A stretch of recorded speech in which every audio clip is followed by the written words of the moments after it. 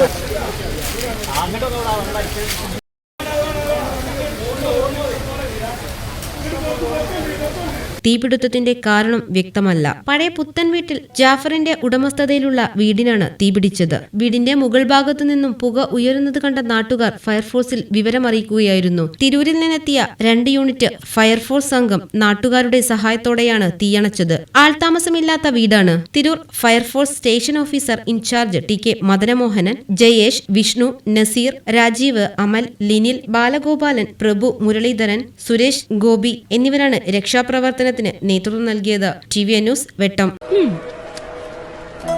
ടീച്ചറെ, ഇത് നമ്മുടെ ഫാമിലിയിലെ വെഡിങ് ഫെസ്റ്റിവൽ ആണ്.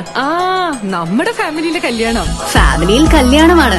ഗംഭീരമായ കളക്ഷനോടെ കല്യാണത്തിനൊരുങ്ങി ഫാമിലി വെഡിംഗ് സെന്റർ.